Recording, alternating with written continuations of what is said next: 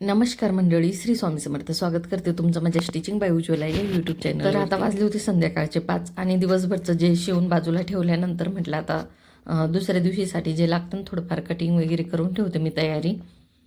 तर आज 3-4 ब्लाऊज होते कट करायला, पण मग म्हटलं एकच कट करून घेते आज, कारण हे ब्लाऊज अचानक त्यांचा फोन आला की सकाळीच पाहिजे म्हणून. मग म्हटलं बाकीच्यांचे म्हणजे वेळ वाया घालवण्यापेक्षा याला आधी कटिंग करून डिझायनर ब्लाऊज होतं तर ते बाजूला ठेवते आणि कसं स्वयंपाकाची तयारी होईपर्यंत ब्लाऊज बऱ्यापैकी शिवणं होतं मग आपलं. तर मग हे ब्लाऊजची कटिंग केली होती आणि तुम्हाला बऱ्याच व्हिडिओमध्ये सांगितलं मी फक्त पॅटर्नवरती ब्लाऊजच शिवते. पण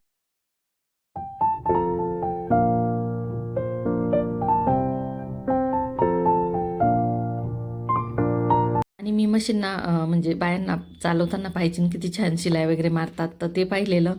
तर आपण काहीतरी आपण घरात अशी छान वस्तू बनवू शकतो, त्यासाठीच मी आवडीने मशीन घेतलेलं होतं आणि घरातलं वगैरे काही शिवता आलं तर शिवायचं असं म्हणून. तर मी खूप असा परफेक्ट क्लास वगैरे केलेला नाही आहे. गेली होती 1-1.5 महिना, पण मध्ये मग ते पण सोडलं, कारण ते मापं टाकणं ते मला खूप किचकट वाटलं. त्या क्लासमध्ये फक्त ब्लाऊजं कसे जोडायचे, फिनिशिंग कशी हे शिकली, मापं टाकायचे. तर मग मी नंतर क्लासच सोडला.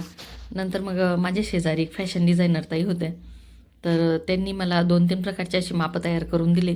त्याच्यानंतर माझं कोणाचंही असं ब्लाऊज कंप्लेन आली नाही की बिलकुल बसलंच नाही.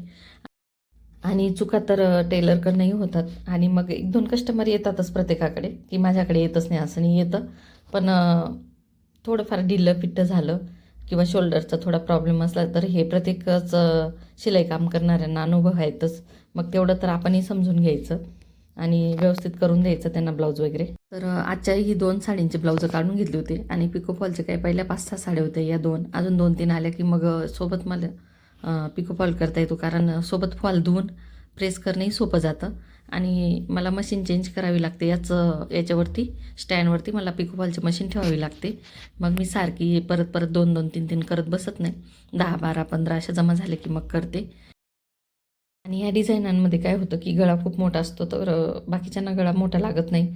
तर बरोबर सेंटरला मध्यभागी मी एक शिलाई मारून घेते आतल्या बाजूने, उलट्या बाजूने, आणि मग आपण रेडी केलेलं जे कटिंगचा गळा असतो तो ठेवायचा. तर याला कॅनव्हास वगैरे टाकायची गरज नसते, कारण पूर्ण त्याला वर्क असतो ना, मग अजून जाड होतं ते. तर तुम्हालाही माझे व्हिडिओ बघायला आवडत असतील आणि ब्लाऊज डिझाईन आवडत असतील तर एक लाईक नक्की करा, शेअर करा. नवीन असाल तर सबस्क्राईब नक्की करून घ्या. धन्यवाद.